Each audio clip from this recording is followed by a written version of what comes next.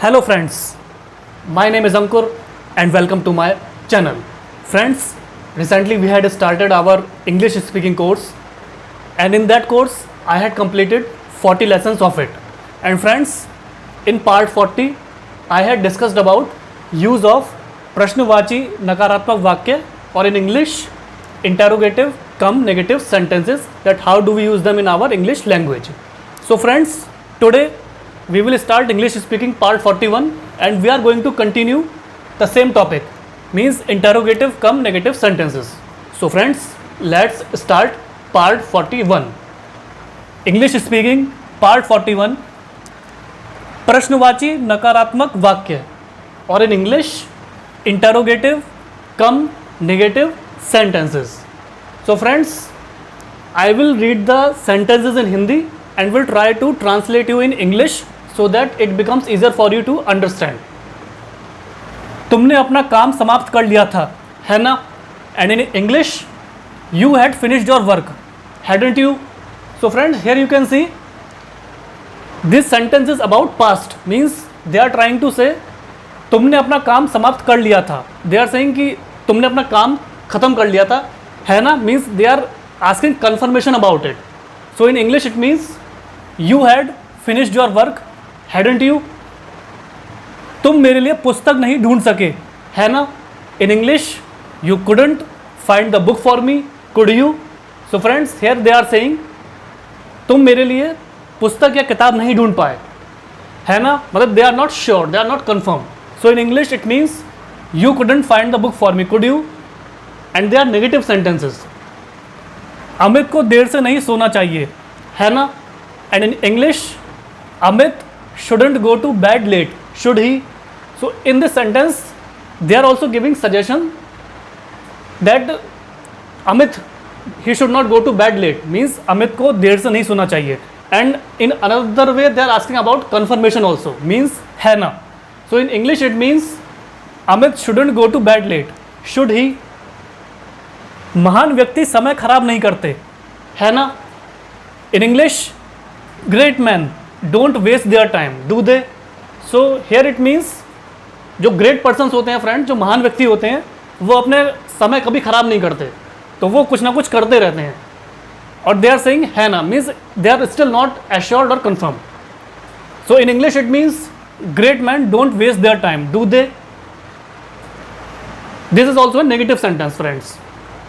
तुम्हें इस तरह की बात नहीं करनी चाहिए, है ना? In English, you should not talk like this, should you? So friends, इस सेंटेंस में भी हमको एक सजेशन दिया जा रहा है कि हमें इस तरीके से बात नहीं करनी चाहिए. एंड और अदर वे में हमसे कन्फर्मेशन भी पूछी जा रही है. सो मीन्स तुम्हें इस तरह की बात नहीं करनी चाहिए, है ना? In English it means you should not talk like this, should you? कितना सुहावना मौसम है ना? In English, how pleasant it is, isn't it? So friends, हमसे ये कहा जा रहा है, देखिए मौसम यानी वेदर या क्लाइमेट कितना प्लेजेंट है, कितना सुहावना है, और हमसे कंफर्मेशन भी पूछी जा रही है कि ये है या नहीं है. So in English it means how pleasant it is, isn't it? वह जल्दी यहाँ आ जाएगी, है ना? In English, she will reach here soon, won't she? So friends, यहाँ पे हमें ये बताया जा रहा है कि एक पर्टिकुलर फीमेल पर्सन हमारे पास जल्दी यहाँ आ जाएगी, पर या इसमें एश्योरिटी या कन्फर्मेशन भी नहीं है कि वो आ जाएगी या नहीं आ पाएगी. So in English it means she will reach here soon, won't she? तो they are still not confirmed about it. वह फिर घर देर से पहुंची, है ना? In English, she reached home late again, didn't she? So friends, यहाँ हमें ये बताने का प्रयास किया जा रहा है, they are trying to tell us that वो अपने घर देर से पहुंची, और इसमें ये कन्फर्म नहीं है कि वो पहुंची या नहीं पहुंची, मीन्स है ना? So in English it means she reached home late again, didn't she? This is a still it is not confirmed sentence. तुम अपने को बहुत होशियार समझते हो, है ना? In English, you think yourself to be very clever, don't you? So friends, इसमें जो अनदर पर्सन है वो हमसे कह रहा है कि भाई तुम अपने आप को बहुत होशियार और चालाक समझते हो. He is trying to say like this to us, still he is not confirm कि हम है या ना. So in English it means you think yourself to be very clever, don't you? So these are basically, friends, not confirmation sentence means they are not confirmed about it. They are saying something and still they are not confirmed or assured whether this is going to happen or not. हम अपना बचपन कभी नहीं भूलते, है ना. In English we never forget our childhood, do we. तो इसमें कुछ लोग कह रहे हैं कि जो हमारा जो बचपन होता है, बचपन के जो दिन होते हैं हम कभी नहीं भूल पाते. और एक तरफ से वो ये भी कह रहे हैं, है ना, मीन्स वो श्योर या कंफर्म नहीं है इसके बारे में कि हम भूल पाते हैं या नहीं भूल पाते हैं. So in English it means we never forget our childhood, do we. So friends, ये था इंग्लिश स्पीकिंग का पार्ट 41, जिसमें मैंने आपको प्रश्नवाची नकारात्मक वाक्य मीन्स इंटरोगेटिव कम नेगेटिव सेंटेंसेस के बारे में समझाने का प्रयास किया है. मैंने फ्रेंड्स सेंटेंसेस को हिंदी में लिखा है और उसको मैंने कन्वर्ट करके यानी ट्रांसलेट करके आपको इंग्लिश में समझाने का प्रयास किया है, ताकि आपको नेगेटिव जो इंटरोगेटिव सेंटेंसेस उसके बारे में आपको बेसिक जानकारी मिले, आप उनके बारे में अवेयर हो, आपको नॉलेज मिले. क्योंकि ये जो सेंटेंसेस हैं फ्रेंड्स, ये हम अपनी डे टू डे लाइफ में कन्वर्सेशन करने के लिए यूज़ करते ही करते हैं. और फ्रेंड्स, इनका अवेयरनेस होना, इनकी नॉलेज और इनकी जानकारी होना हमारे लिए बहुत ही अति आवश्यक है अगर हमें इंग्लिश लैंग्वेज को फ्लुएंटली बोलना है. तो फ्रेंड्स, आशा करता हूँ कि मेरे इस प्रयास से आपको इंटरोगेटिव कम नेगेटिव सेंटेंसेस के बारे में काफ़ी महत्वपूर्ण जानकारी प्राप्त हुई होगी कि कैसे हम इन सेंटेंसेस को अपने डे टू डे लाइफ में यूज़ कर सकते हैं और एक फ्लुएंट कन्वर्सेशन कर सकते हैं किसी सामने वाले व्यक्ति से.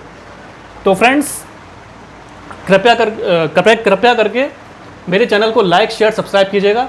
And I will also drop my Instagram and Facebook link in the description box below. So friends, मेरा यही प्रयास है कि जो आपको इंग्लिश बोलते समय हेजिटेशन होता है, जो आपका कॉन्फिडेंस डाउन होता है, दो वो हेजिटेशन आपका दूर हो. Your confidence should boost up when you speak in front of other person or you speak in a big perspective or in a big society, so that you can speak fluently in to another person. Means to say you should speak fluent English in front of another person without hesitation and with big confidence. Ultimately what will happen friends, you will gain respect, your English language will be fluent, your confidence will boost up, and ultimately you will be a successful person. So friends, you gave your valuable time. Thanks very much.